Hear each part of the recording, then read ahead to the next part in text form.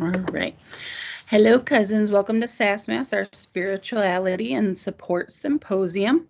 Think morning witchy chats around a warm campfire.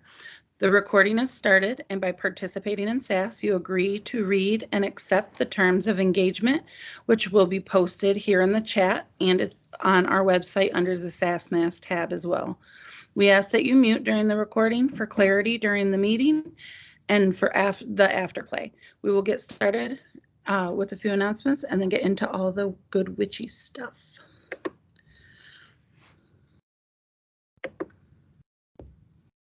Take it away, Jen Marie. Oh, wait, was that for me? I think so. I don't know. Am I supposed to do it? Am I? I forgot that Maria's on vacation. She's going to come back from vacation. I think today is her last day. And oh my, have we missed Maria? And I think that Akasha's been on vacation too. So welcome back, Akasha, right? Or is it next week that you come back? Something like that. Something like that. We all needed. I'm back. And Akasha being back means that the next project we're doing is revamping the website. Not just revamping it, we are moving the website to a totally different platform that actually meets our needs, where Squarespace, which is what we were using before, did not. We kept having to use all these like reach arounds and backdoor things in order to make it do what we needed to do. And even then it was just like, what? So we're finally decided to do the thing and do the thing. So that's exciting. That's one of the big announcements. We are kind of wrapping up the last little bit of kind of work on the worksheets that we're about to introduce to the foundations program, because we are relaunching the foundations program in October. And a lot of things are going to be changing between now and then to accommodate this relaunch and this expansion, really. Because what we have done is taken the personal experience and all of the data that we have been collecting over the last 2 years with working with you guys, and applying that to the foundations program so that we can like beef it up and give you guys even more information and even more support on this process of deconstruction and aligning with your authentic self. So that's very exciting stuff. And it's just like a little bit, but you guys are going to start seeing a little bit of changes on the back end of how we're doing things. Most importantly, over the next few months, the team's environment. So the members only page kinds of things, that's going to be the first thing that's really going to be changing. So kind of be on the lookout for that. We're still trying to figure out the timing of all of everything, because we want this transition to be as smooth as possible. Those of you that were with us when we moved from the Discord into the Teams environment, we like to say the whole like no witch left behind thing. So we're going to be doing that same kind of jam when we move to the new website. When we move to the new website, it's sounding like it's going to be one of those things where y'all that are currently enrolled in any of the programs at the Resource Center are going to need to re-sign up on the new website. So I know that none of us like to have to like jump through hoops, and most of our neurodivergent brains don't like filling out forms and changing things and all that. But one of the really, really cool things about making this switch to the website is that we won't have to have you guys do that so much, because Squarespace makes us have you guys cancel things and re-sign up for things anytime you need to make any kind of changes to your account. And it's really fucking annoying. So yay. Hopefully it's like one more time, guys, one more time. And then we got this down. I think that's the announcements. I'm doing a workshop tonight. It is the 16th. So I do the showing up workshop on the 16th of every month. And that's where I get to dive deep into the current kind of energetics and where we are as a community dive deeper into whatever shadow work is coming up, or kind of whatever's what is it? Whatever's on the current, right? For an example, I am feeling really strongly to talk about um, being mindful of our sensory load as witches with regards to our environments. And it's something that we don't learn this shit. Most of us, again, are neurodivergent, so we are aware of this shit, but no one ever really talks about it. And I'm feeling a lot of pull to talk about it. So there's good chance that that's what we're going to be covering. The showing up workshop is primarily channeled, so we don't really know what it is that we're going to be talking about. Depends on who shows up. The way that I kind of do things like that is kind of feel into whoever is there and what their guides are kind of pulling forward for us to talk about. I have a sneaking suspicion that it's going to be about sensory stuff, because every witch that I've talked to in the past like 2 weeks, that's what's been on the forefront of their minds, because it is a season that we're all super duper busy and super duper stretched to our limits. So blah, blah, blah, blah. There we go. I think I did the announcements. All right. Did anyone show up at SASS wanting to talk about something? Do you have any do you have any burning questions? Oh, go ahead, Whit. I did. um, so I was listening to the Spellcrafters Guild recording because I wasn't able to join, and had a thought that came up in my mind that I've been kind of working through on my own, and thought it'd be seems to be a great place to discuss it and get other input too. But what popped up for me was, you know, the difference between creating a sacred space and casting a circle, or if there is a difference. Um, and so it was, one of those that it popped up in my brain, and then it's just been like ruminating in there, and all, pops up all over the place. So, um, I haven't fully worked through like my thoughts on it, but I wanted to get other people's opinions on it as well too, of, if you're creating a sacred space and or casting a circle, is there overlap? Is there not overlap? Is there times where there is overlap? And just, there are no rules, I know. So I love anybody this thoughts? question. Do you have any, where is your system taking you with that? Like, if you were to just like blah, blah, blah, blah, about what you think about that, like, is there a difference? What difference is there? Like, if you were to feel into it, what would your system right now tell you about that? Does that make sense?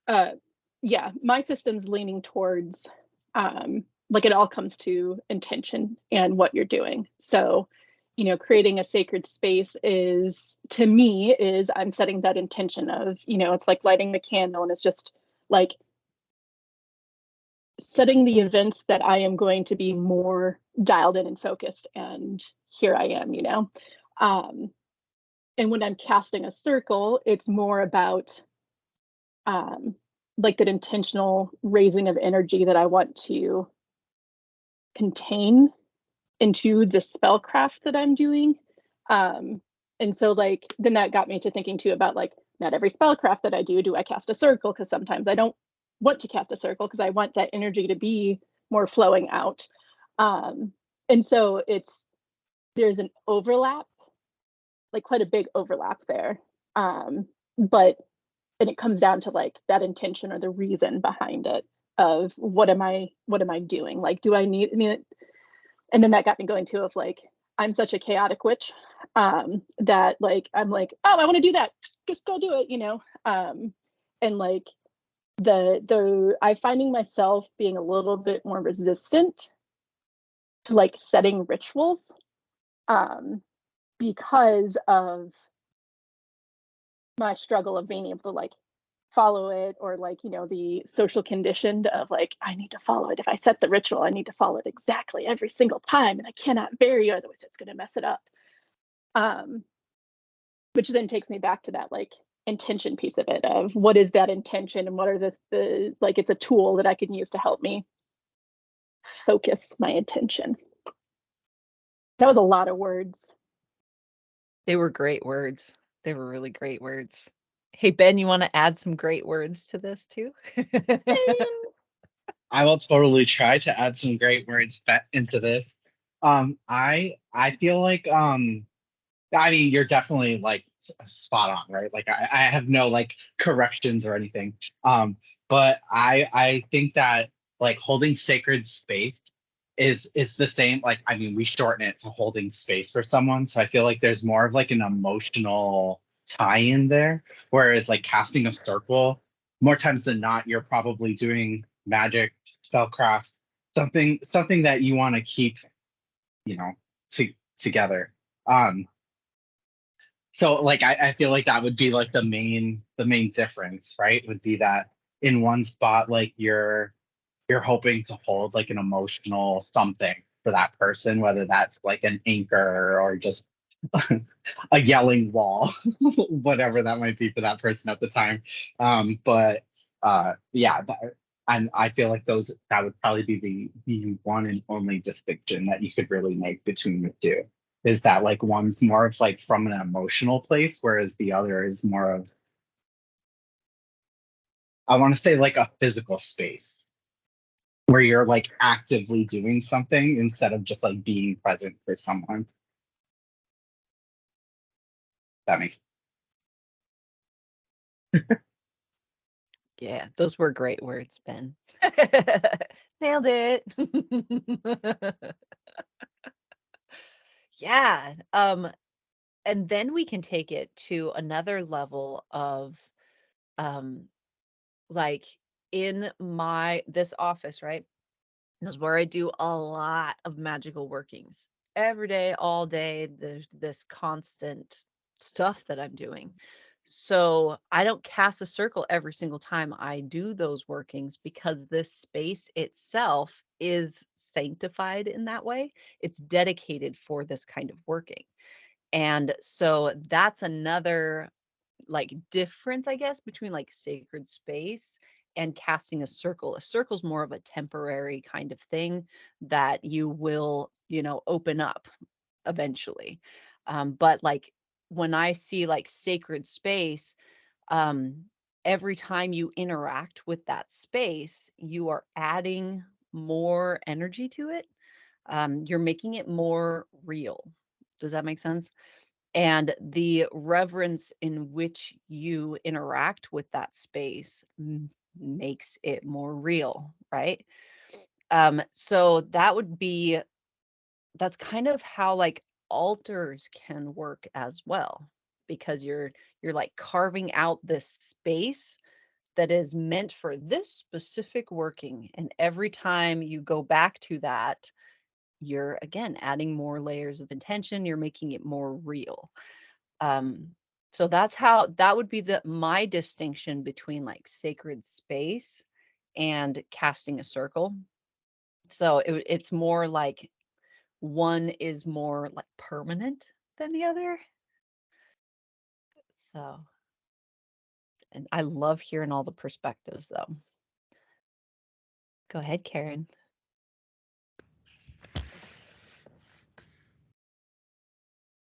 We have to figure out what the technical Good. things are here with the two. Yeah, so here we go. Different perspective. My home, my bedroom, and my bathroom are my sanctuary. That everything that makes me feel good, I try to throw the colors, all that is. And then I have my office that is much like Jen's, and that's my sacred space. And don't cast a circle every time. So it's kind of like 3 layers deep, My sacred space is in my sanctuary, and sometimes I cast a circle inside the 3, so it's kind of like a 3-tiered approach, I guess. Because it's just so important to me to have a place that I can turn off the rest of the world. Y'all can get in, just close the door, and it's mine. And so I'm very selective on who I let come in and muddy my waters. And it's just, I don't know, I like the bubble. I like my bubble. That's just my perspective. I could be wrong. I love you guys.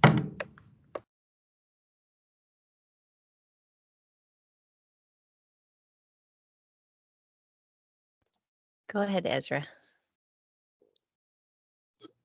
So sometimes like I don't have like a, too much of a like argument or my own thing, except for that sometimes I'll just do a circle like kind of over my head to make it like I'm the space, and like how long term, like rather than it being your room, because like Karen was saying, like a tiered approach to it, because it could be like your room within your house within your body, like type of thing. So like um I'm just curious, I guess, if anybody else does that and how that like works into it. Does that mean like, because your body is kind of like your sacred space, but then also it just, doing a circle for me, like in general, is like I don't always do it, but sometimes it just feels like making a seal type of thing. Like sometimes when I make sigils, I'll even do a circle around it.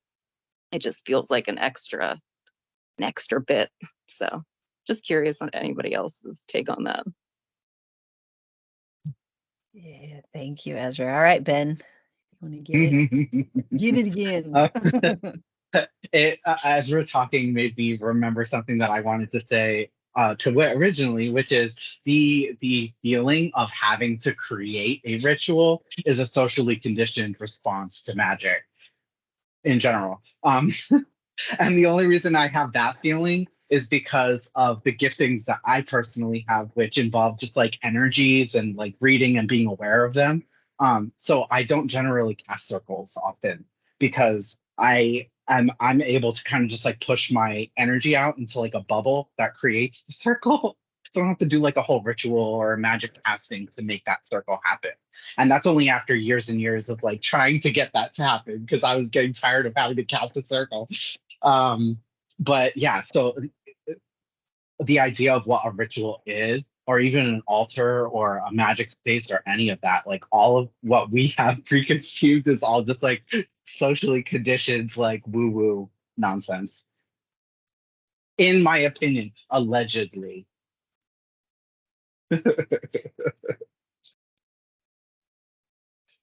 Oh, I'm done. I'm trying to follow the rules here. So I raised my hand and I did that. Okay, now my hand done. Okay. Okay, this is the good stuff. So why do we do rituals and why do we do the sacred spaces and casting circles? Why do we do that anyway? Like, what's the point? What's the like not woo woo part of it? To get your body and your energies like to find your way to that space, place, path, um, to create the pathway essentially, so that you can get there easier when you remember that ritual later. Right, right. And like in the way that I see how our social conditioning comes into play here is the idea that we are not sacred and that uh we are not magical, right? And because that is in there, until you actually deconstruct all of that and you unpack that, right? There's going to be whispers of it. And acknowledging the fact that there are whispers of it and actually physically interacting with your physical space to bring that internal like magic out to be real so that you can interact with it. That is it helps kind of bypass that a little bit. Does that make sense? So a lot of times these rituals and things that we do are that like taking steps to set up the flow, right? To get our whole system into alignment, to acknowledge our physical experience and then our energetic experience and kind of bring them together and then do workings from that point. That's kind of how I see rituals. And that's one of the reasons why I say that it needs to be meaningful to you, whatever it is, because that's how our actual brains work, is that if it doesn't mean anything to you and you're just doing it to check boxes because that's how the recipe needs to be followed, it's not going to have the efficacy that you're looking for, not unless you like dive deep and make it special for yourself, right? Kind of. All right. Okay, go ahead, Ezra. One of the things that this made me think of was so I guess maybe a year and a half ago or something, I was looking into like the steps of like maybe becoming a doctor. And I was looking at the like how anyone makes it through medical school, essentially. And I started watching, videos of all these people giving tutorials and stuff like that. And essentially the gist that I got was that it's not so much about um, how stereotypically smart you are.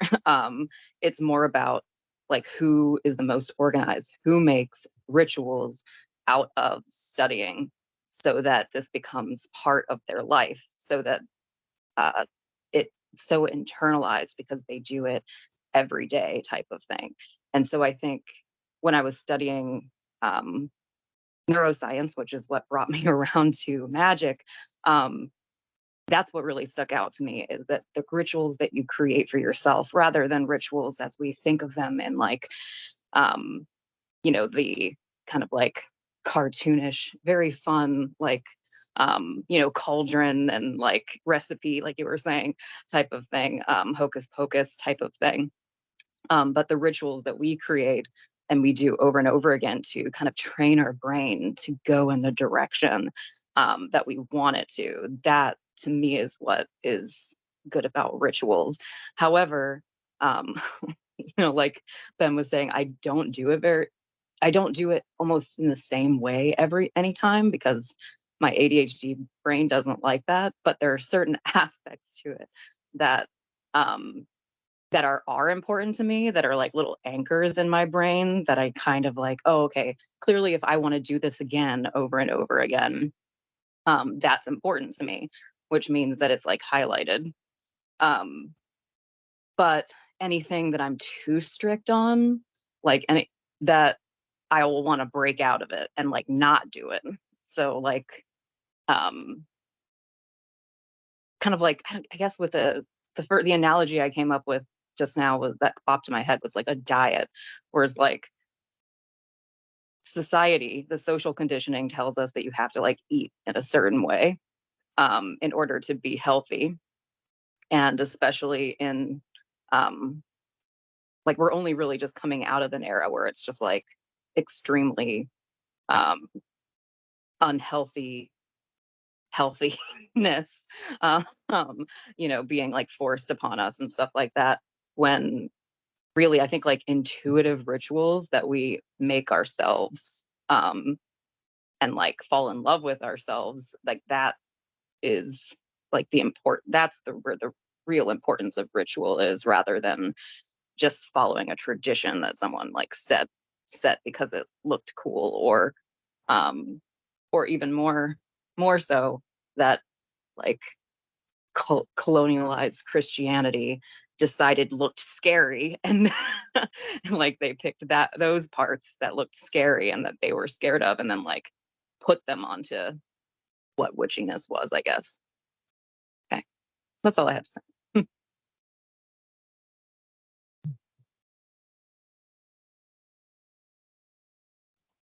Yes.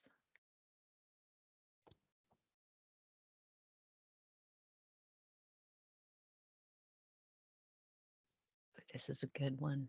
This is a good, long, awkward pause. Go ahead, Frankie Joe.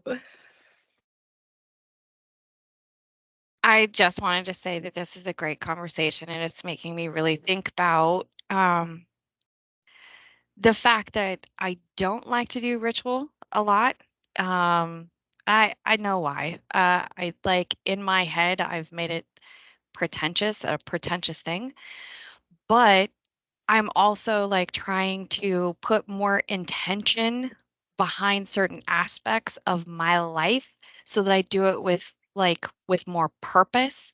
And so like the conversation that's happening right now is making my head explode with so many ideas on like how I can use this to set my intentions to get the stuff done that I actually want to do. So this is fantastic. I love it. Thank you. Is this your first SASS, Frankie? It's my first SASS that I'm actually talking. Okay. I love SASS for this reason, that we get to talk about things, and it just like, I find that when things are unscripted and we just kind of let it go at the whim of whatever is interesting to any one of us at any given time, we have the best conversations, and you get such a broad spectrum of like perspective. And I'm excited that the more we grow, the more like people participate in this, the better the conversations are going to get. Like, I'm excited about that. All right, Ray, you want in on this? Fuck yes, I do. Okay, so sorry, I shouldn't have cussed. So lately I've been okay. No, let's start from the beginning.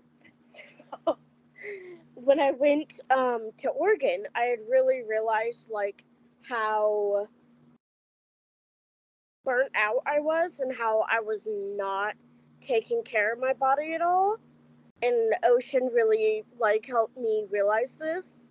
Um, so when I got back from Oregon, I had made myself a schedule of each thing I need to do to take care of my body, to take care of my house, all that. And so it's funny that you guys are talking about how rituals can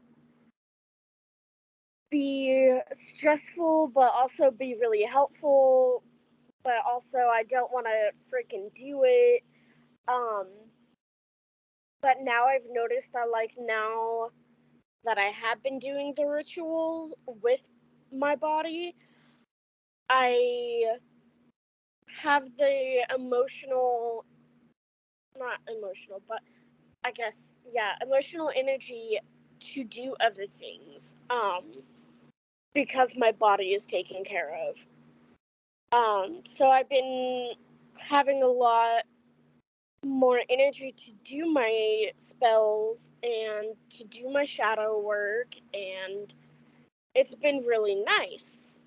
Um, but I wanted, I guess, some input from you all about how when you're doing your rituals and you have everything like lined up and you're checking everything off, how do you not get overwhelmed by it and like just want to pull your hair out because there's so many things to do? I need input on that. So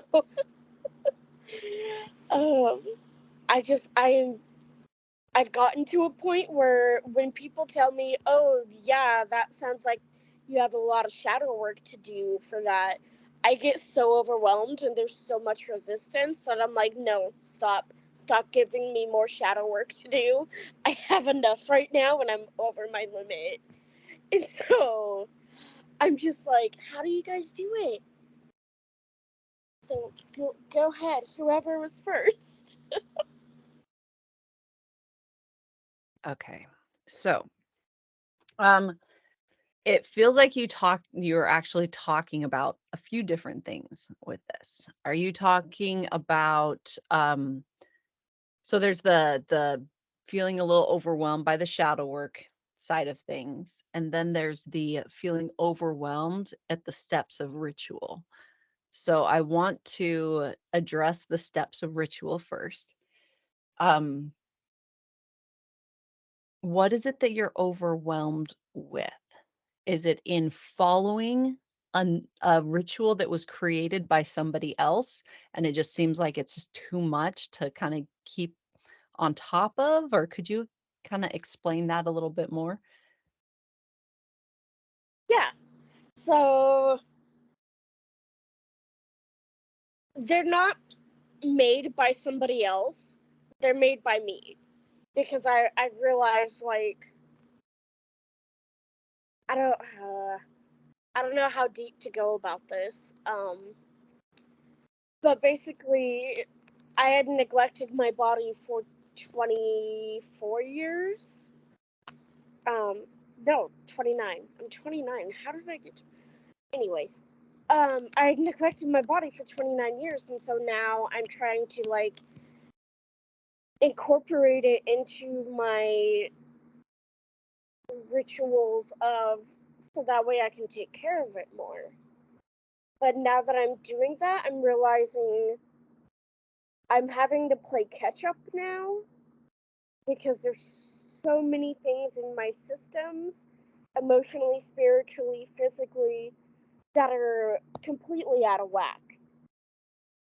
And so the reason I was talking about shadow work and the rituals is because I've incorporated shadow work as my ritual, so that's kind of why those two got meshed. So I'm sorry about that.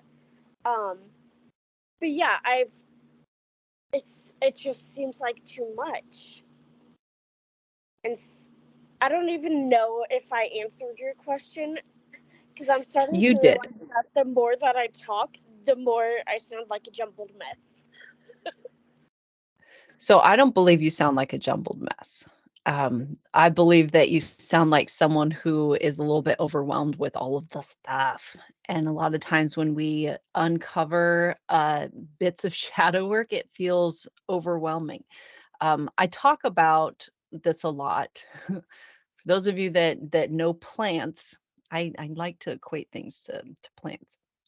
So a lot of times we think of shadow work like a field full of carrots, right? And you see all the little stalks everywhere, and you pull up a carrot, and then there's like this whole big thing that you have to deal with, right? And that's your shadow work. And so, and then you look at this field, and there's fucking hundreds of these little everywhere, and you're like, man, this is going to take forever to get through. But it's not like that. It's more like a rhizome. Do you know what a rhizome is? Like grass that has a complicated root structure underneath, and you pull up one piece of grass and you pull up 20 of them, right? They're all connected. That's more like what shadow work is. It's not a bunch of carrots in a field. It's you pull up one carrot and 10 of them come up with you, or one like plant and 10 plants come up with it. They're all connected. And so when we start to look at it like that like the work that I'm doing in this particular facet of my shadow work is going to affect 20 different areas of my life. And so focus on the bit that's asking for help the most. And how you can figure that out is what's coming up in your day-to-day life the most. And if your relationship with your physical body is coming up the most in your day-to-day life, then I would recommend something super simple. And what I've learned in my experience when repairing my relationship with my physical body, I go right to treating my physical body like my closest companion, my best friend. And that is what kind of changed it for me. So when I catch like an image of myself in a mirror or something, I'm not identifying that that's me. I'm seeing my closest friend of like, hey, how you doing? Your hair looks great today. Look at that crazy fucking unicorn thing going on. Like, get it, right? So that is what I started doing, and that changed a lot about my relationship with my body. And even the way that I realized that when I'm brushing my teeth, I was brushing really hard. So I'm being very conscious and aware of like the pressure that I exert when I'm interacting with my body. So I'm more mindful of those interactions. It doesn't have to be this big, long, crazy, huge ritual that you do. It could be a simple ritual that, as soon as you become consciously aware in the morning, you just put your hand on your heart and you thank your body for getting you through the night and give them a pep talk for what you got going on this day. If you just did that for like 10 days, that simple thing is going, ooh, I almost knocked my whole cup of coffee over. It's going to make a difference in a lot of different areas of your life. So I hope that was helpful. It But was. you can start really small. It doesn't have to be this. We will often, and it's part of our back social conditioning and trauma response of we overcomplicate things, and it gives us an excuse to not do it. It's like, oh, it's too difficult, right? I can't ever go do that because I would have to win the lottery and pigs would have to fly. And I don't know how that mountain's going to move, but that's the only way that this is ever going to happen, right? We make it way bigger than it needs to be as a way of like, I'm not even going to try because it's way outside of my thing. But that's not, you could do it. You just need to do. I get that my mom used to always say, you eat an elephant one bite at a time, which is like a terrible analogy, but that's, yay, being raised Southern. But yeah, so just do it a little bit. It's not about the whole elephant. It's about the bite that's in front of you. It's not about what's going to happen or even what your goal is. It's about this moment, right? And also with interacting with your physical body, think it's about sincerity. Everything about this is about sincerity.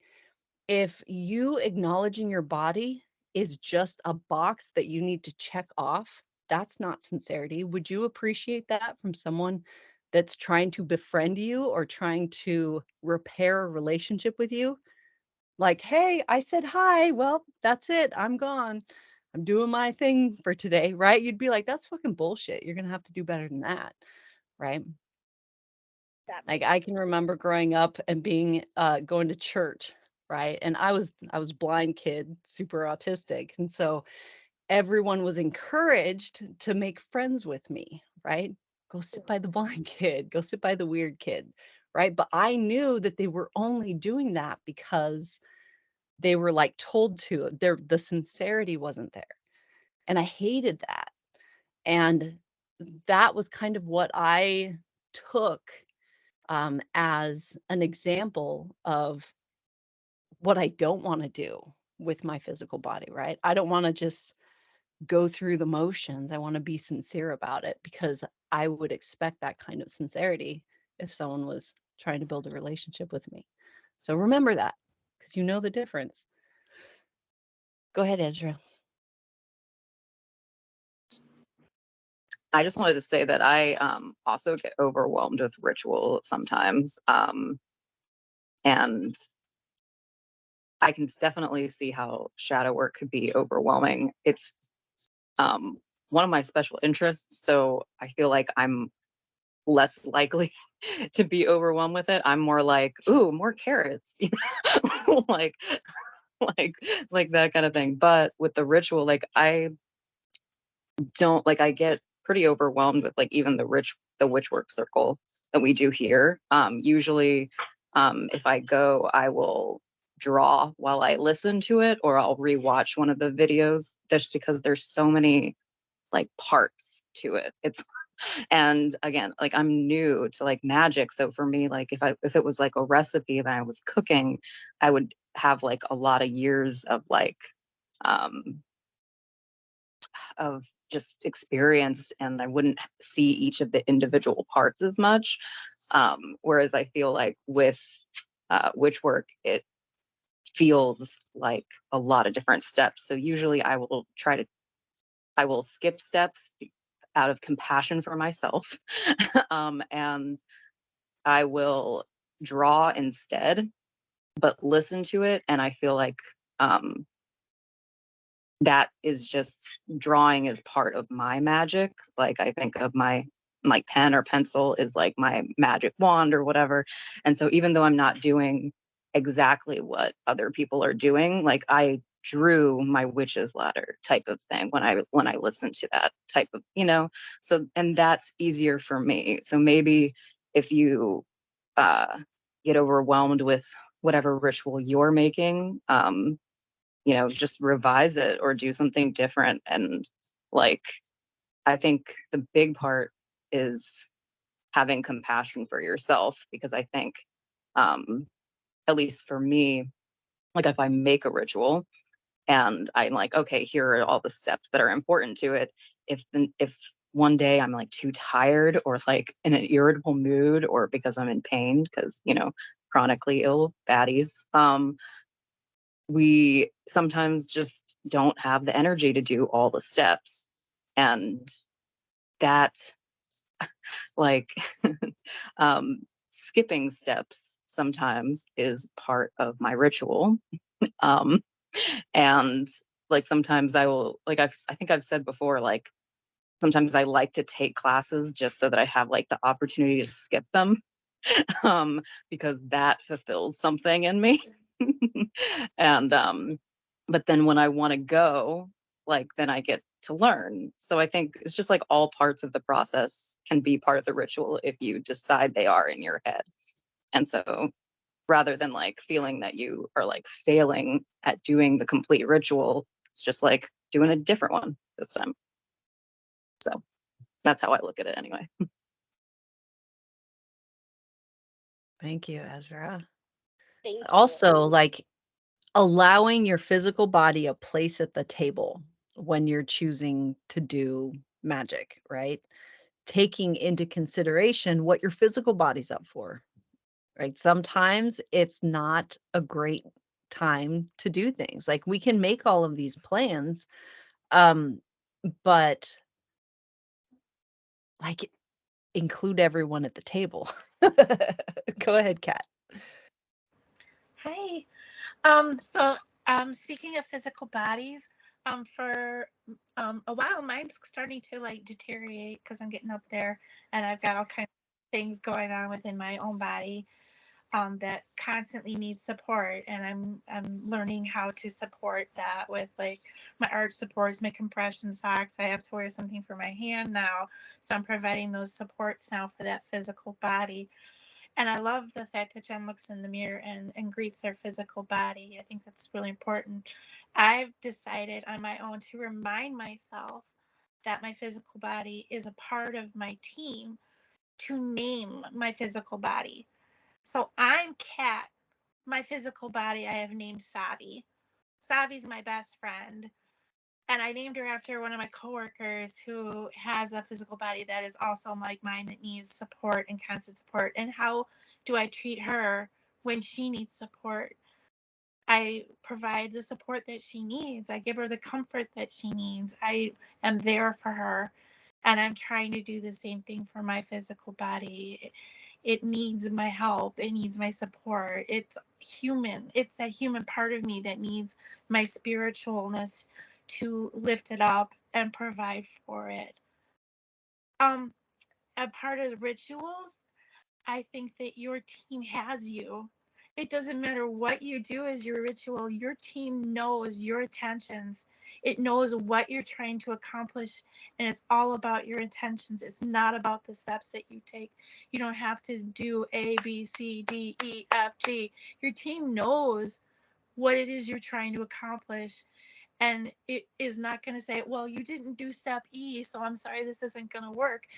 It's going to be all about, they've got you. Just work together, even mentally. Like, this is what I want. Can we do this? Can we make the thing happen? And they'll do it for you. At least that's my take on it. I'm like, they've got you. That's what they're for.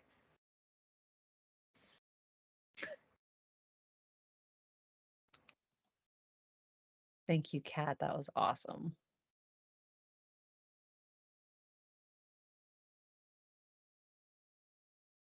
I've always thought of my body, my physical body's name is Jen, because my physical body, when it was born and created, that was the name that it was given. I don't consider myself Jen. Just throw a little like wrench in that loop. So, okay, I see that there's a hand up. All right, Beth Ann, you ready to get it? Hi. So Ray, something I was thinking about is when I was a kid, my, my mother taught me how to clean the house, and we did it all on one day. Entire house, 2 floors, absolutely everything. And then as an adult, I realized I can do it in pieces. I don't have to do every single thing all at once. On Monday, I can clean the toilet. Tuesday, I can vacuum. Like it doesn't have to be all at once. You can break everything into smaller, more digestible pieces for you, and it's still going to have the same end result for you, right? Like your house is going to be clean by Friday. You didn't have to spend all day Sunday exhausting yourself doing it. Um, and it's how you want your house, right? So make it more digestible for you, and no one's going to judge you for that. You do what you need to do.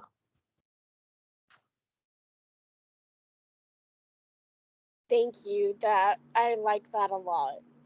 That that really helps. Thank you, Beth Ann.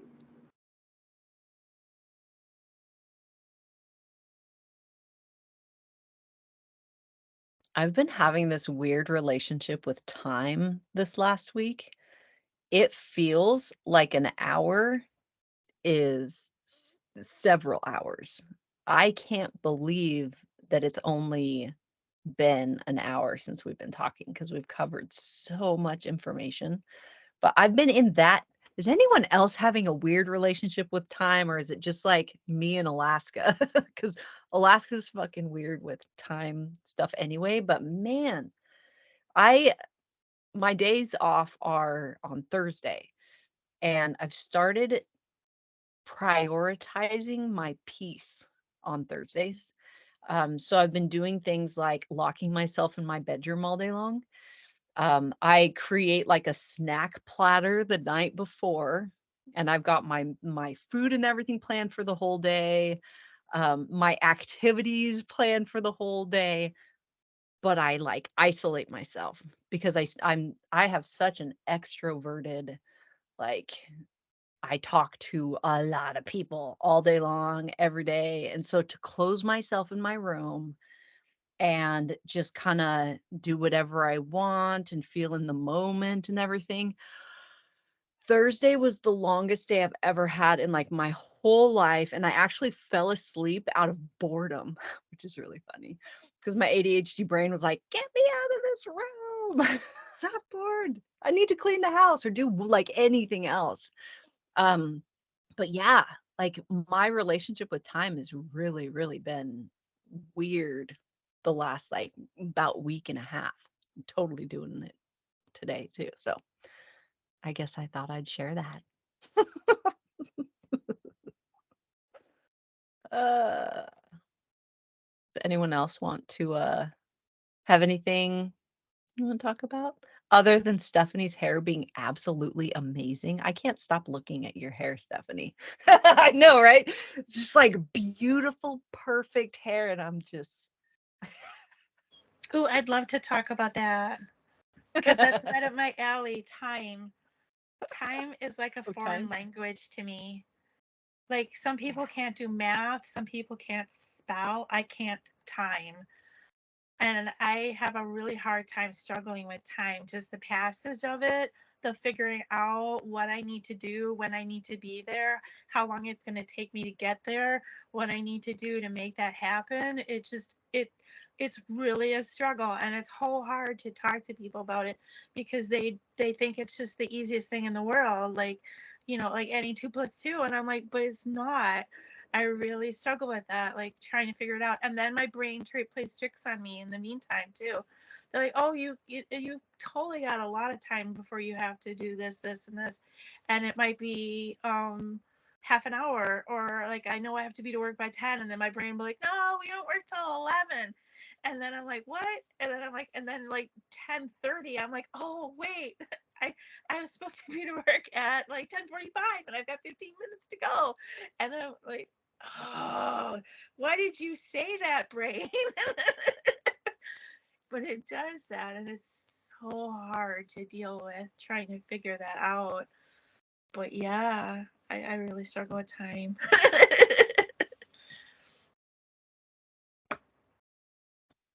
And like time blindness is definitely a thing that I like experience all the time. Most of us do, because the whole like that neurodivergent thing. I think there's a place for it. There's a reason why we have this experience, because I just haven't fully like dug into it. A like the root of a lot of our issues is trying to fit into a like capitalist society where we have to be very mindful of time, and like, ugh, it doesn't work so well. Morgana, did you want to jump in? Um, a quick reference to ritual, and then I'll do the time thing. A meme like TikTok that'll pop up once in a while will be the beginning practitioner, and they'll do like a banishing, and it'll be like this quiet, very sweet voice with like very complicated words and all these components, and everything's very, very complicated. And then like a year later, they're just like shouting, "Get out of here," and like beating on pots and pans. I kind of started on part B, and that's my approach to ritual. I'm like, okay, what do I need to get done? What's the end result that I need? And I enjoy and respect ritual. So sometimes I do the long, flowery kind of thing because I have time for it, I have focus for it. But sometimes it's beating pots and pans and cussing out a spirit that doesn't need to be here. So I keep that in mind, and I let people, and I share that with people when they try and overcomplicate things. I'm like, be honest with yourself and who you are, and put that in your ritual. Time wise, I fully embrace and understand that time is nonlinear. So I'm like, whatever. I get that time is malleable. Everybody else, like, except for a few handful of people, they're on this other trip with this linear time bullshit. They got it wrong. Unfortunately, those are the people who think they're in charge. So I have to like bend to their will. So one way to put it, I have a lot of support needs when it comes to time management. Luckily, I have a lot of people in my life right now who help me with that. I do manage to get the things done in my day that are time sensitive.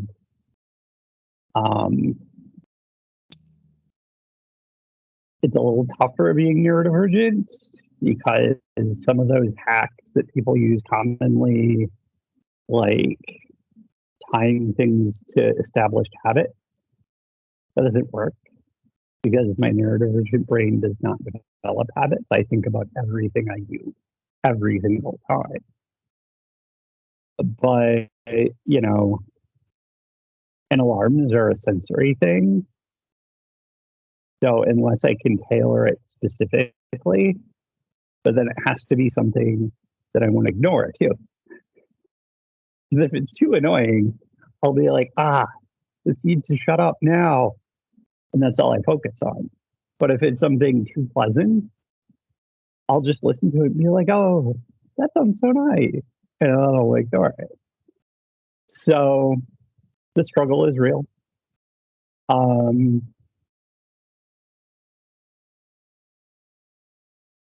Weekly, I'll have days where I'll be like, what day is it anyway? and I'll have to ask somebody, and they'll just shake their head, and I'm like, it's all relative anyway. It's a mythical measurement of this stuff that really doesn't matter. And then they just look at me like, what are you doing? And I'm like, you're the one that's crazy. Come on. I got it figured out, not you.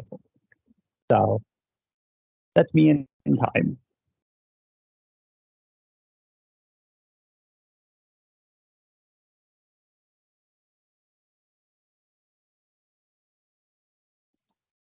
Thank you, Morgana. All right, Stephanie. Can you hear me okay? My neighbor just started mowing his lawn. Okay. So I jumped out of the meeting when you started talking about hair because I went on to look if there was another Stephanie. Because I am like, I don't know, 3 days slept on and a swim in the pool. So I was cannot be talking about me. But maybe that's the way I need to do my hair more often. Just let it do its thing. So thank you. But I've been really feeling that time thing this week myself, but I've equated it for me this week, especially. I've decided that this is my summer that I'm going to finish some of the 7 books that I've started, right? That I have laying around the house that I pick up here and there. And this is what I'm going to do. And that means that I've put down my phone, right? I've put down my phone. I have not been plugged in with that constant, social media. And what I'm finding is there's a lot more time in the day when I can put down my phone. So I'm feeling that myself as well, and I'm enjoying it quite a bit. And I think it's something maybe I really needed to take a look at. But yeah, I've been feeling like, there's just so many more hours when I'm not plugged in and taking that time to, finish my 7 half-read books.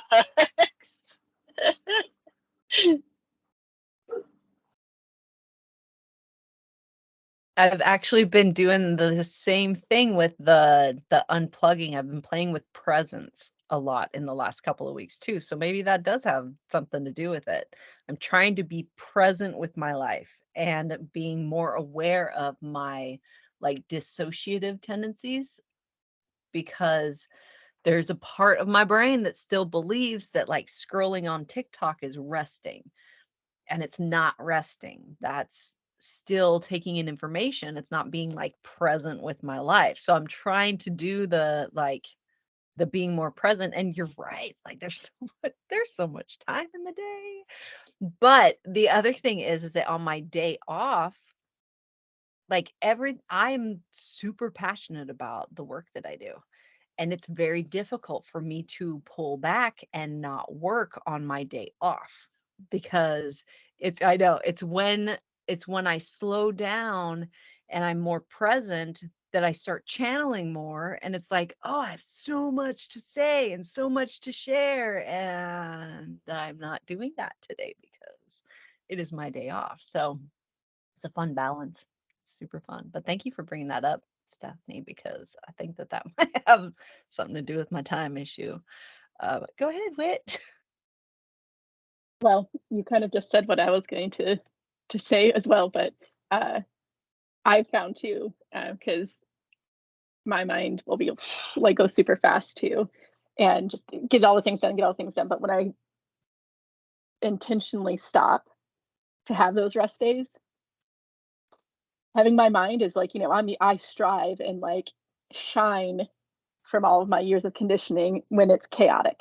That's just, I was talking to somebody about that this week. That's where I just shine with it. But that is from all of the years that I have forced myself to do that and have been forced to do that. And so when I don't have that, I don't have 6 different things that I'm thinking about, plus trying to do 2 different things. And, oh, I got to remember to do this. Oh, I got to remember to that. Time crawls by so slowly. It is so slow. And I'm like, oh, I can't go do anything yet because I'm trying to rest here. And so also knowing and experiencing, Jen, your drive to do everything. And the hard, like, to get you to stop is you have to be doing something else. Like, I could totally see that that is like fucking with your sense of time completely. Wit has spent time up in Alaska with me, so she got a firsthand experience on my my work schedule, my like Your break was, I'm going to paint the fireplace. my like I have 2 hours between meetings and that fireplace is driving me fucking crazy. I can't even look at it anymore, so I have to like paint it now. Yeah. Yep.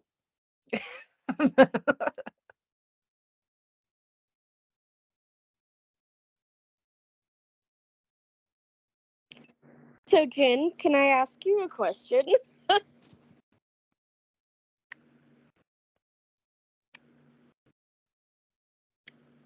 Did you say Jen?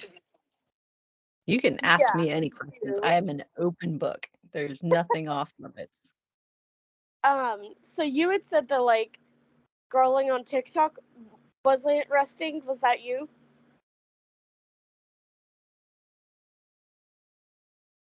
I can't remember if that was you. Yeah, no, it totally was. Okay, Is I was like, wait. So like, what is actual rest then? I guess that's what I'm not hung up on is like, what is rest and what isn't. I'm so glad you asked that question because I learned this the fucking hard way. And my doctor has been working with me on what is actual rest. Okay. What rest is for a neurodivergent person is something that brings you peace, something that brings you presence, that you are engaging with, uh, that nourishes you, that replenishes you, right? Which is not scrolling on TikTok, the the short little snippets of, whatever. That is more like just giving your brain something to chew on, right? To pass time, to like decompress, but it isn't rejuvenating. It isn't a man, I feel really great after this 2 hours scrolling on TikTok, right? But Yeah. when you do, and this is going to be different for everyone. For me, like painting, sitting and painting or pretty much doing anything that is creative will get me into this like rejuvenated place. Gardening is something that is fulfilling and rejuvenating. For some people, cleaning their house is rejuvenating, and like those are crazy people, but whatever. Playing pool. I play pool a lot, and that is something that kind of brings me more into this like state of presence and actually cultivates a relationship with my life. That's a big thing. If and that is what I use to distinguish between like what is killing time and what is actually rejuvenating or whatever is this cultivating a relationship with my lived experience, right? If it's What do you not mean? cultivating a relationship with your lived experience, then it's a dissociative kind of thing in some way. You're trying to get away from your lived experience or escape from your lived experience, which is tough. And I was fully thinking that, if I'm stressed out or whatever, and I've been working for 10 hours and go, go, go, go, go, if I sit and just like give myself some time of peace and sit and scroll on TikTok, then that was going to be, enough of rest to dive back into things. It was not. And we have a cup of sensory experiences that we get to work with as neurodivergent people, and we have to have things that empty the cup. If we don't empty our cup, it just consciously it just keeps filling and filling and filling, and then eventually we get way overstimulated and things start shutting down. So by by actually engaging with your life and participating in the systems that you are involved in, your environment, those kinds of things, those will help empty that cup. Going on a walk, hugging a tree, those kinds of things, right? Okay, that helps a lot. Thank you so much because Yeah. I catch myself saying, "But I rest. I did this. Why do I still feel so bad?" And then as soon as you said the thing about TikTok, I was like, "Wait, but did I rest?" So that is extremely helpful. Thank you. And the whole like sitting and watching TV all day too, that's not rest either. Um, and a lot of times when we are watching TV or scrolling on TikTok, there's this thing in the back of our heads that's saying, you shouldn't be doing this. You're being lazy. Blah, blah, blah, blah, blah, blah. The whole like guilt and shame game. That's not restful either. So it just kind of like and that's something that I've said before back in like January, December, when I really start talk about the importance of rest and the importance of like turning in. That's what I'm talking about, is that if you are guilting and shaming yourself the entire time you are resting, you're not resting. And so if you're going to actually rest, lean into it and do it all the way. That's when you get actually like replenished from it. So that's go ahead, Kat. You brought up something that made me think of something because you were talking about how we were getting overwhelmed and our cup is overflow, and then we kind of shut down. And I've had that experience, and I'm curious if anybody else has had a similar experience where your brain literally shuts off access to certain parts of whatever it is that you're going to be doing. So like I wrote down my schedule one week, and I always write my schedule down and then I go back and check each individual day. Well, this particular time I was completely overwhelmed from work and everything, and I literally missed an entire day. I forgot to write it down, and when I went back I checked on it, and they called me and they said I'm supposed to work today, and I'm like, no, I'm not. I'm like standing at my calendar looking at it. I'm like, it's not on the calendar. I had to pull up my app in my phone, and I realized it was on the app. It had been there the whole time, and I just literally did not see it. My brain was like, "Oh, no, we're just going to block that off because we're already overwhelmed and you're not going to see that and we're not going to acknowledge that."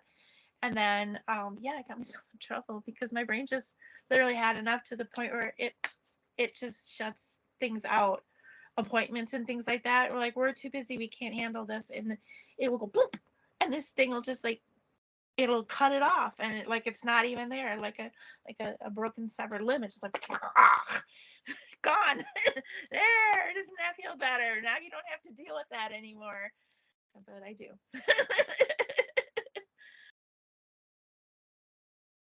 I can tell when my system is overwhelmed because I start forgetting things, like, or losing things.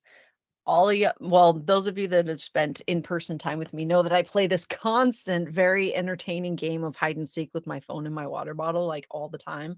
But it gets heightened if I'm overstimulated and not like paying attention. I will completely forget. Oftentimes I'll have like little glimpses of, oh, I totally set it down by the back door when I let the dogs out, right? But if I'm overwhelmed, if I've hit that, if my cup is full, I do not remember at all. Like it is completely gone. I do not remember.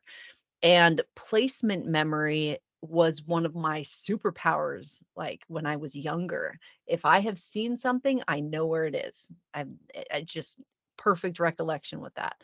Not anymore. It is not that way anymore. And a lot of it, from what my doctor says, is because of that overwhelm and not allowing my system to actually reset and actually like take things off of my plate.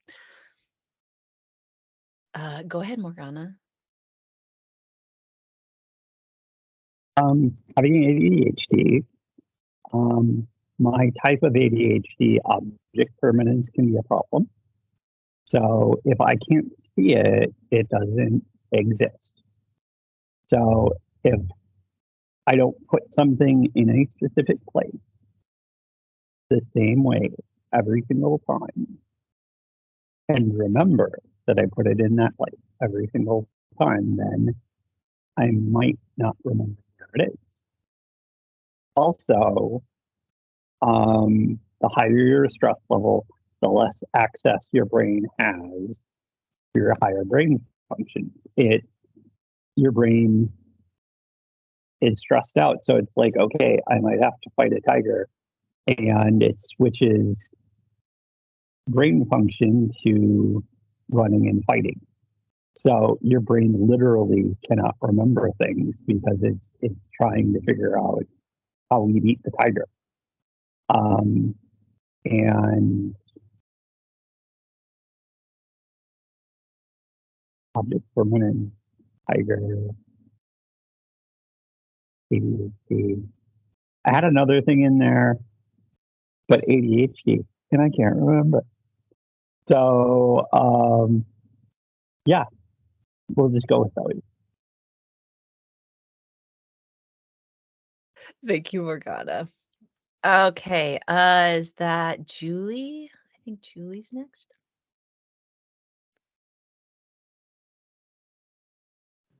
It's me, Glitter Julie, not Julie Storm. I know it's confusing. I had a weigh-in with the active rest and restorative rest. I have a chronic illness and I've been dealing with it for the last 10 years. And right now I'm in a flare-up. And the flare-up is from stress. And I'm having a very difficult time doing or checking in with my body so that I'm doing enough to align my system, but not doing too much to cause the flare up to get worse. And I know that we have a lot of people on here who have that spoony issue of like that fine line between, do you expend energy to get the energy or do you rest into the energy? And my body is going both ways and I'm stuck in a shame cycle right now. And I am having a lot of problems with that. So I did sign up for the workshop for tonight because I am on sensory overload as well. Like I want to scrape my muscles off my bones because my body just feels like everything is too heavy. Like I just want to, I don't even want to crawl out of a hole or crawl out of my skin. I just want to just like, I can't even describe it. Noises are too loud. My safe foods aren't safe anymore. I stopped this morning to get some breakfast and then got a safe food and I took 2 bites of it and had to spit it out and threw the whole thing away. I'm like, I just like the safe food is no longer safe. So I haven't eaten in days and so I know that that's not good for me. Like everything is just, I'm just kind of in that spot of got to get through. But that shame cycle of you're not doing enough, and then that flare up cycle of maybe you should rest more. I'm stuck in it. So if anybody is like, got some advice or anything, I'd love to hear it. Thanks.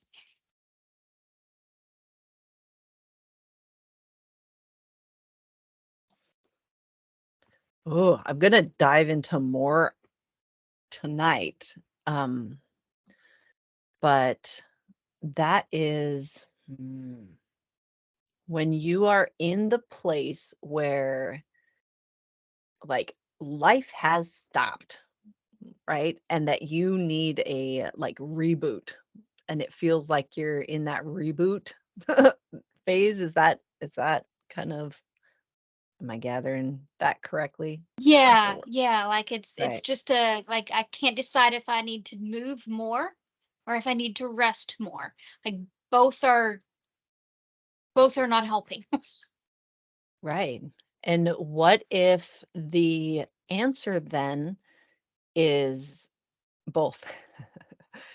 What if the answer is dependent on your physical body in any given moment? What if you pause and ask your body, do you need rest? Do you need water? Do you need a walk? Right? and allowing yourself to feel into it. Because your body does communicate with you. We just disregard it all the time. And as you cultivate this relationship with your system and start to be able to just distinguish the difference between like a physical sensation, an emotion, an energetic reading, these sorts of things, you get to where you're like, oh, that's what my body sounds like. And they do tell you what is needed, but we like poo-poo it. We're like, whatever. Or we look at our body like it's an inconvenience to us in some way. And I know that my physical body is sassy as shit. And so when I ignore it for a long period of time, it does that rebellious thing of like, if you're not going to fucking listen to me, then I'm shutting the fuck down. See what happens, right? It's that allowing them a place at the table in these decision making things, and then not going into that guilt and shame spiral, catching yourself there. And even if, and it's not like you can sit there and be like, I'm not going to guilt and shame myself, right? Because then you just go into guilt and shame, because that's how brains work, right? So rather than say, I'm not going to do this thing, when the guilt and shame come up, meeting that head on with compassion. I understand why you're feeling guilty about resting. I know there's a lot of stress going on and there's a lot of transition, and it's okay. We're going to be okay. And in this moment, we're okay. And giving yourself that compassion. And once you get through that part where you acknowledge what it is that it's saying, acknowledge the things that are that your brain is bringing forward, of, I noticed that you are feeling guilt and shame, or I noticed that you're going into this, if I am not doing something, I am lazy, right? That if this then this thing that goes on in our brains. And it takes practice.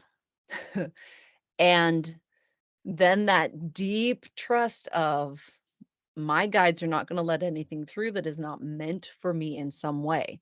And this pause is like a perfect cocoon for this work right here.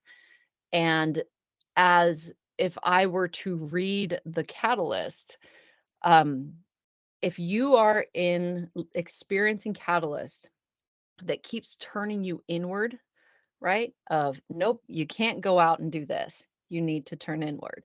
Nope, you can't even escape through your safe food. You need to turn inward. You need to turn inward. Turning inward is what is needed, right? And you don't know why yet, but a few months down the road, you might know why. And your priority becomes, what does my physical body need? What is my best friend and closest companion trying to communicate with me? And sometimes what they need is our attention, and that compassionate attention, not the you're worthless and causing me problems and I can't believe I'm having to go through this again and blah blah blah blah blah blah blah. Does that make sense? Like, they're needing the kindness. Yes, it makes sense. Thank you. Yeah. Go ahead, Ezra. So I'm coming out of a flare up right now, mostly because of the steroids, but I'm tapering off of it right now. So I do still, like, I'm starting to feel certain things that were not there when the steroids were at their highest. One of the things that I've kind of been called a few times to mention is like leaning into pain seems to help, which is very counterintuitive to what like I think just is human nature a little bit. But and the kind of, if someone's hurting, like, oh, take a Tylenol, or, oh, what can we do to stop the pain from happening? Pain in and of itself, like, is like morally neutral, but we kind of have assigned a bad to it, obviously, because it doesn't feel very nice for most people. But I've kind of started trying to sit with it and kind of like meditate on it, and like when we say breathe into a spot, like during meditation, like trying to do that. And I find that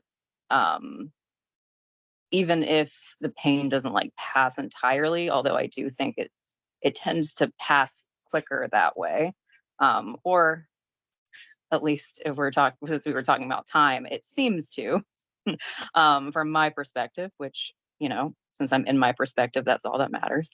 And so that's something like, you know, when I got a tattoo, you know, like that pain is something that, like, it's something that I was thinking about, like, that for me was like a good pain. Sometimes when people work out, that's a good pain. Like, there are types of pain that are good. And what if I kind of tried to shift my focus from thinking of my chronic illness pain as bad to seeing that as a good pain, and thinking of it more of like another thing that came up when I was processing my flare up, was that it happened like just after I moved, and moving has always been very stressful for me.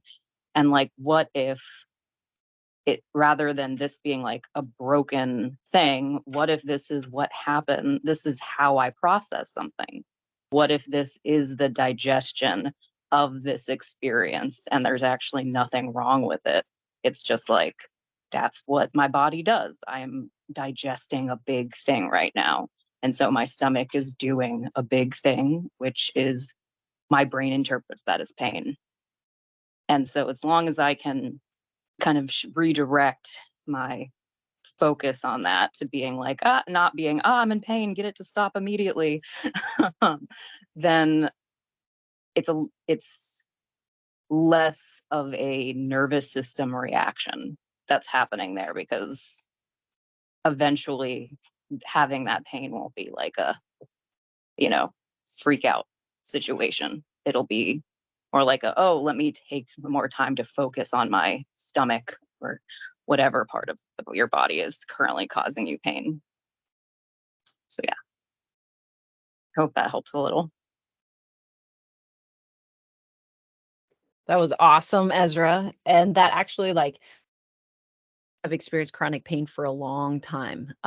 With regards to like, I carry a lot of like tension in my like muscles are always engaged, especially like in my back. And so back pain and that kind of thing is a significant, like I can bend over and like be out for a week. And the last time I experienced one of those sorts of like flare ups, I did exactly what Ezra's talking about, of breathing into that spot. And instead of looking at it as something I needed to escape from, I looked at it in gratitude, because my body's trying to communicate something with me. And so in giving that space air, right, breathing into that and then consciously relaxing and letting the things flow, what would have like laid me up for a week was a day. Like it was a significantly faster recovery time, because I was present with it and wasn't trying to just like get away from it. And so I can absolutely can confirm what Ezra's talking about. Makes a big difference with your approach to things like that. And that's so hard, because pain is a difficult thing to process. It's uncomfortable, right? And it's so like counterintuitive to lean into it, right? But man, does it make a difference. It really does. All right, Karen, you want to take it away? Ezra, do you have your hands up because you want to share? Oh, okay. All right. Go ahead, Karen. And pain, somebody once told me years ago, we don't make changes until the pain gets bad enough. And that's resounded with me, stayed with me. in different parts of my life, whether it's been in relationships or situations or my own physical health, that until it gets too painful, Madonna and I were just talking about that my body kicks my ass when I get to the top of the stairs. It reminds me that I haven't been taking as good a care of my body as I like, or in relationships, some of us have been involved in some domestic abuse relationships, and it's not so bad for the first few years when he's calling you names or she's throwing things at you. But then that one point where they punch you in the face and the pain is too bad at that point. I can't deal with the pain anymore. And that pain has always been a catalyst for growth and change for me when the pain gets too bad, whether it's physical body or your emotional space. That's just something to chew on. Love you guys.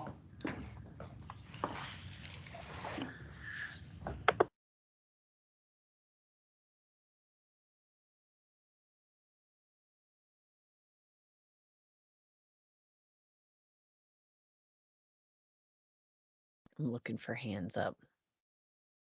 There. That's a great topic. Love this.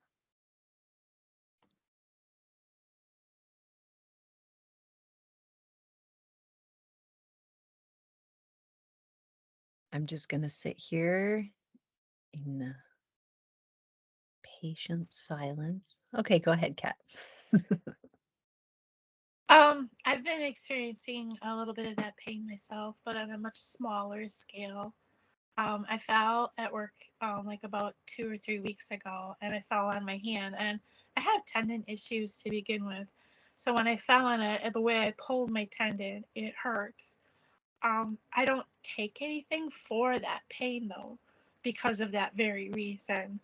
I stopped and I realized that pain at this moment, because it's not a constant throbbing in my face, pain is going to be my best friend. Because when I'm using my hand and I'm doing things that aren't painful, I'm like, okay, you can handle that. But when I do certain things and my hand goes, ah, I'm like, oh, okay, that's too much for you. All right, we'll back off and we'll go back to doing this. And so that ability to feel that pain by not taking any ibuprofen and not doing the thing is where I can draw that line for my body and be aware of what its needs are. So I do like to lean into pain once in a while and figure out what is the cause and what can I do for you and how can I help you, rather than just go, shh, here's a band-aid, like right over your little mouth there, like shut up. So yeah, I agree with that.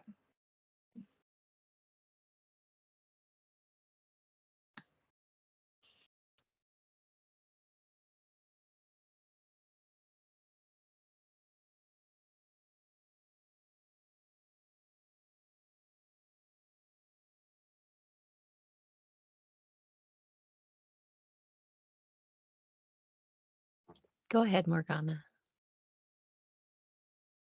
Okay. Just in case somebody had missed it, I think 2 days ago, I made a post in the general chat. Every once in a while, I make a wand. I happen to just finish one. I can tell that it's not for me. And in the post, I stated that I don't know who it's for. But I encourage my cousins to be brave and reach out with their Claire abilities and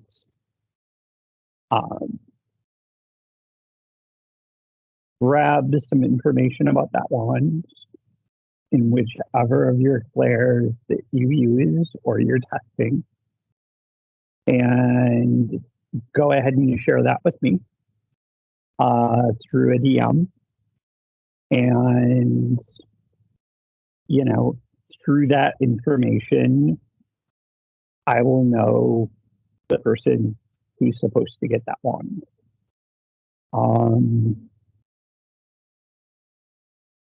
Just on the off chance somebody misinterpreted it, it's not a test or a gotcha. It's not like, well, if you're a real witch, you can do this. Not at all. It's, I believe in you. I know you're a witch. I know you're talented. I believe in you.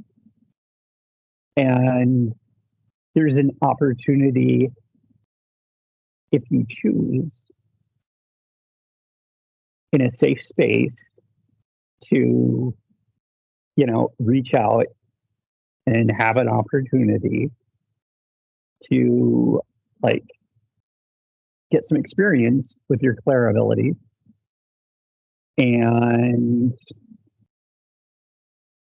it could be that this is your wand. It could be. I don't know.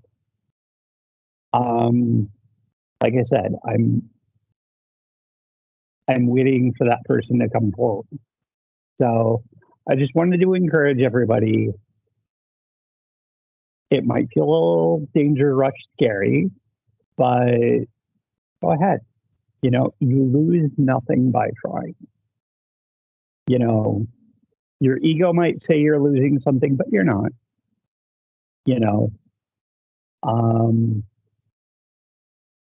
If you don't feel like giving the answer to me, you can probably talk to your fifth keeper.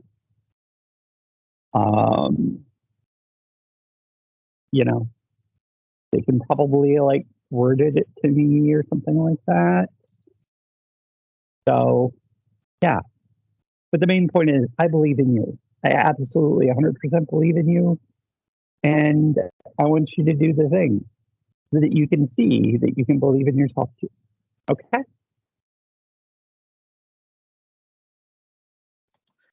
Thank you, Morgana. I love that kind of stuff, honestly. Like one of my favorite things about witchy communities is the gift exchange stuff that happens. Like once you start connecting with other witches and you are a like craft master, it's something that you do is create magical tools and magical things. Sometimes the things that you create are not for you. And it's very obvious that they're not for you. And so things like this is freaking awesome. But also like when you cultivate those kinds of relationships with your cousins, I have several gifting relationships with other witches to where like if I see something or make something that I know is not for me and I know is for someone else, I'll do that and just send it to them. And they do the same kinds of things. And so we're always like sending each other stuff. And it's so wonderful to just like randomly in the mail have like, something that someone made that reminded them of me, or to be able to send something off to be like, oh man, this like I spent the last like week cultivating this or creating, what was the last thing? It was trying to remember, there's so many. I had a friend that was taking cuttings of their sacred grove and they burnt those pieces and created them into like a why can't I think of the name? Like charcoal, right? The powdered charcoal. They actually ground it down and everything and then sent me pieces of that. And that's so incredibly powerful. Like I have little bottles of charcoal from someone I care very deeply, like their sacred grove. And it's funny because like uh in a mundane world, if I said, "Oh, my friend sent me, bottles of charcoal in the mail," like that could be so like, what the fuck? But in witches are like, that's so cool. And again, like I love those relationships of and I love getting that call of, hey, what's your address? I found something for you, and being able to do that with other people too. Like, hey, I just went on a walk and I found this rock and it has to be yours, so I'm just going to be sending this to you. It's awesome. Yeah, like Kat sending me rocks. I love that. I love it. I have a special, like, everything behind here is all stuff that people have sent me. I have altars of the giftings, the things that have been gifted to me, because that is it becomes a sacred space, right? A sacred place of, this is a representation of what I mean to those that I serve, you know? So yes, yes, yes, yes, to all of the things. We have about 20 minutes to go of our SASS. Hey, you want to take it away, Petra? I do. I kind of just have a bunch of random points. I've been like dealing with my meat, like my meat suit body this whole time. We are having wicked forest fires up here, so it is smoky as shit. And I like haven't seen the sun for days, like the sunlight coming in my window. I'm like, oh my God, it's real. Like it has not been. I'm like, oh, well, climate change sucks. We literally have like been in darkness for a week maybe. And my brain is like, I am the neurodivergent version of a plant. I'm like, I require sunlight to feel like a person. I'm like, I was like talking to my husband and being like, we need to like maybe get a sad lamp. Like I need like, if it's gonna like, I like fling all the windows open. That's like how I get my brain awake. I use the circadian rhythm like hacks, that kind of stuff. So I've been really tired, and then it's sunny today but hotter, and so I've been like dealing with like temperature stuff, and also that kind of coming out of your body kind of just surviving by being a bit numb and not getting what it needs. And then today is the day of like, my body is, there's a lot of sensation that's alive in my body that's been being suppressed while the sunlight has been gone. And my body's like, the sun is back and now I have things to tell you about it. And I'm like, oh God. So I was just like, I need to do yoga. And I was like running around doing ACs and stuff like that, and like listening to everyone's stuff.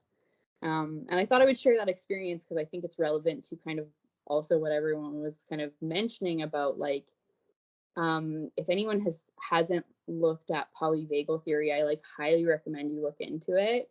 The kind of window tolerance and the hyper arousal and the hypo arousal, and just it also talks about kind of how we often like ventral vagal is like our emotional safe place. Like we feel connected to ourselves, we feel connected to other people. I'm gonna be really honest, I don't think a ton of people live there. I think we kind of like swing in and out of there, but our world is like really emotionally dysregulated and dysregulating.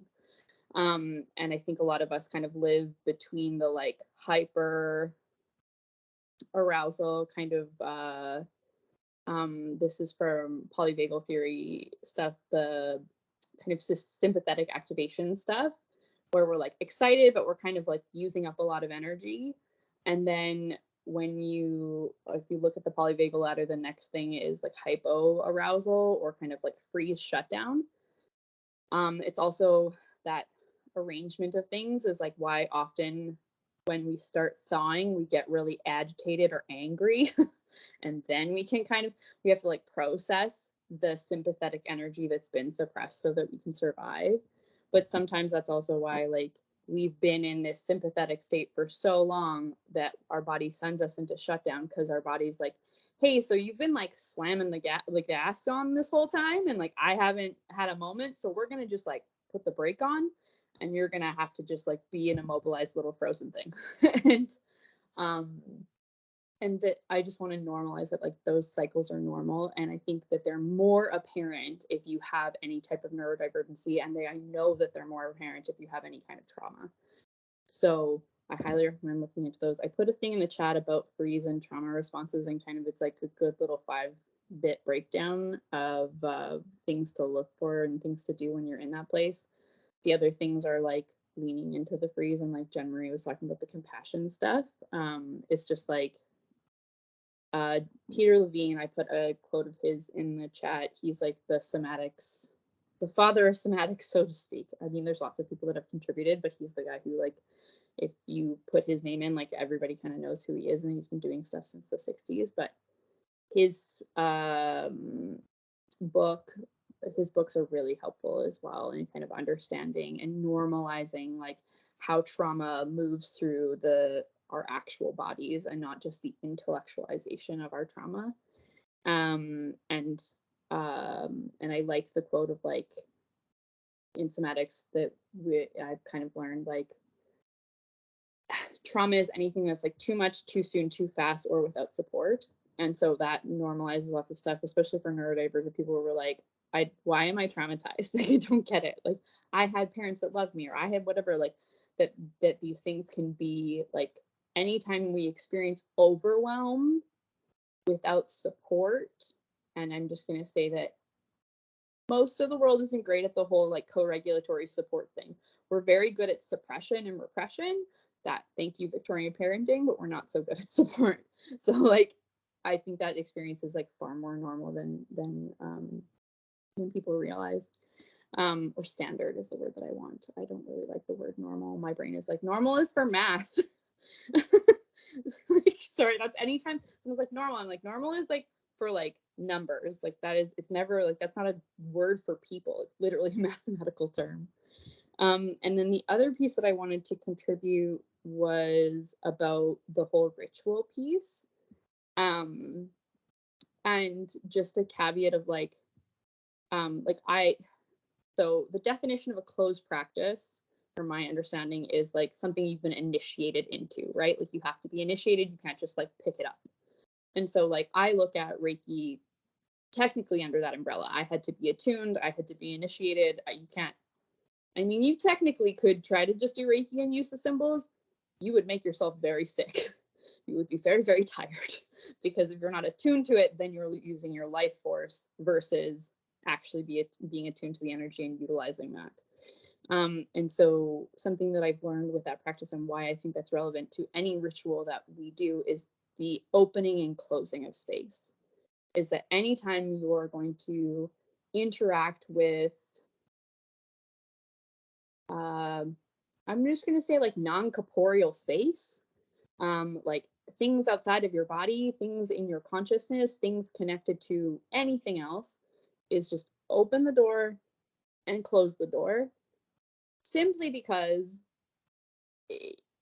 it's important for a safety perspective, is just to make sure that whatever that is, if that's like blowing out the candle, that's saying thank you, however you do that, it doesn't matter what that looks like.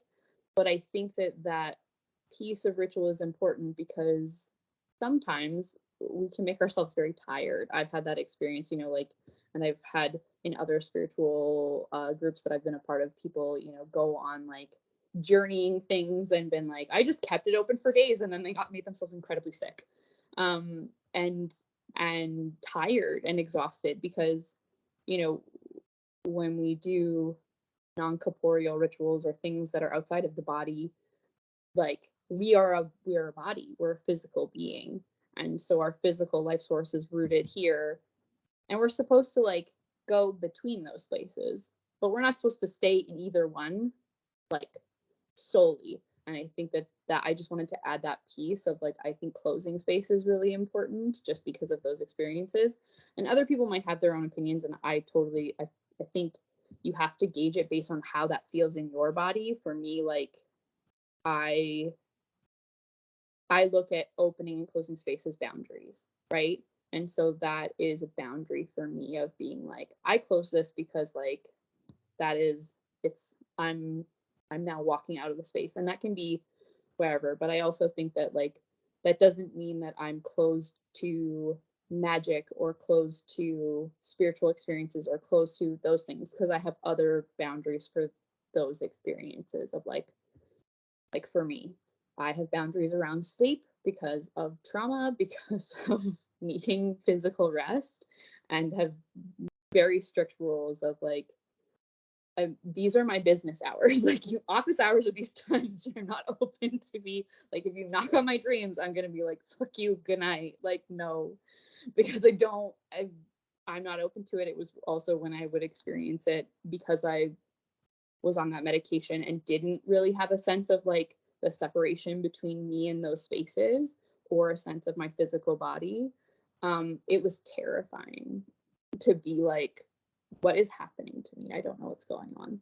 And to not like be able to get a sense of myself enough to be able to say no. I don't know if that makes any sense to anyone, but I wanted to share that and also say that like I think like if it's a non-initiate practice, like if it's not from an initiated tradition where like you have to be taught a specific way to interact with this specific discipline, spirit, or like entity or ancestral or lineage based magic or tradition, then I think it's all kind of fair game as long as you're listening to yourself and your body. I think if you're practicing within those traditions, then it's about going to your teachers and being like having a relationship with a teacher and being like, how does this work? What do you think? Whatnot. Or if you feel safe and you've been in the discipline enough to practice, to try something out. Like for me, for example, there's a whole thing with Reiki where, you know, there's a standard way to open space, like to perform Reiki. And you do the symbols, you do the things, you say a certain prayer, like you do all these steps, and then to also close it. But for instance, because I have hyperphantasia, I once was like I used to just do it's changed now, but I used to do Reiki on the full and new moons, like for the land. That was like part of my practice. But I'm standing outside in the moonlight and I feel a little weird, like drawing in symbols and doing like, putting my hands where I'm supposed to. And like, I was like, this is weird. And my neighbors can see me and I just don't have it.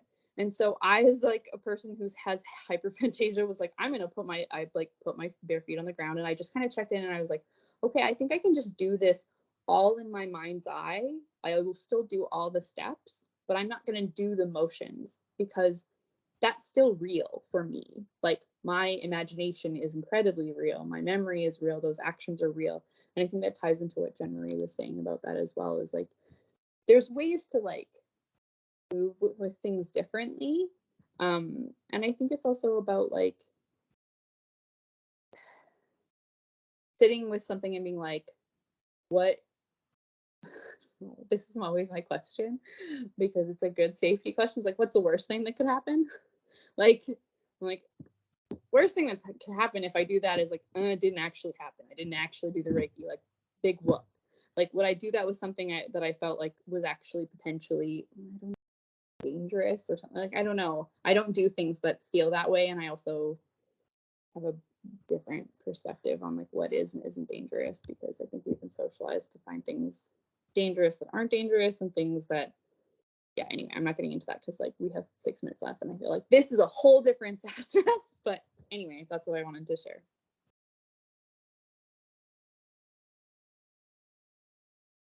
Thank you, Petra. I love that. I agree with Petra about if you're working within a specific tradition, there's a reason why they do things in the way that they do them, and the steps are important. And that's why you need a mentor to be initiated into a lot of these kinds of things, because the steps are important. You can't just like choose to not do a step within a tradition. And a lot of these traditions, you are so highly nuanced that like you have to know why you do some of the things that you do in order for it to actually like be effective, or and also for it to not cause harm, right? If you sit back and observe a traditional ritual, uh you're missing so much with just observation. You like you're only seeing what is visible. You are not seeing a lot of the things that are actually being done, or even a lot of the things that are done before the ritual even starts. And so, yeah, I agree with you, Petra. I. But, you know, if you're just making up your own thing and doing your own thing, which is where I like to start people in learning how to trust their system and cultivating that relationship with their system, and then going into some kind of tradition, right? So you can see if it actually aligns with your system instead of like forcing your system to align to something else. Does that make sense?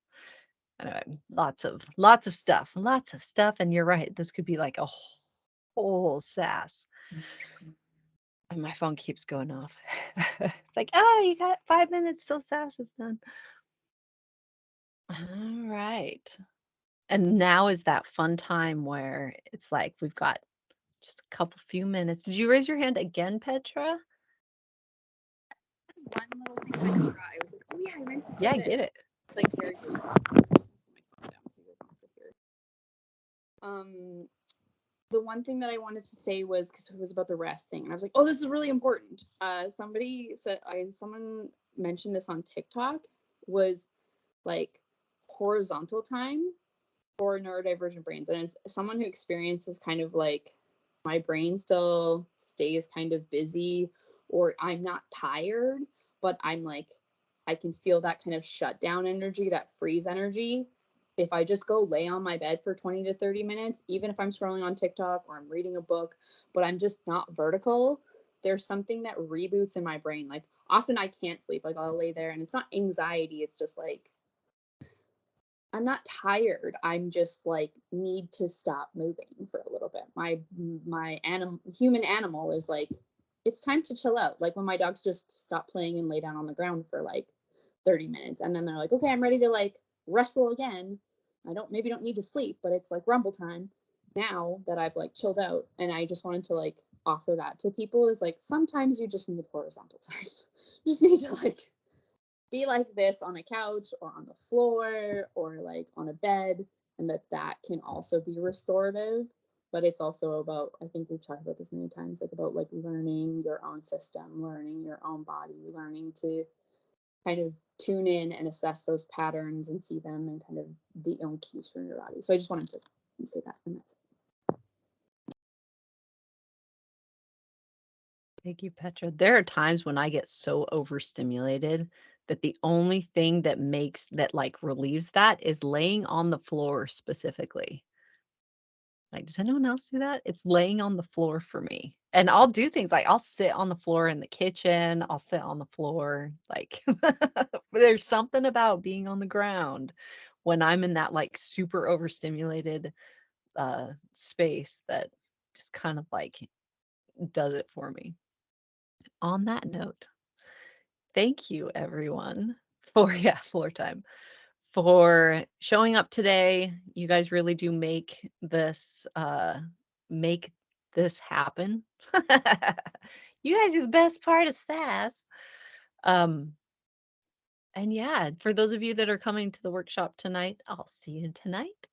And for everyone else, have a great week.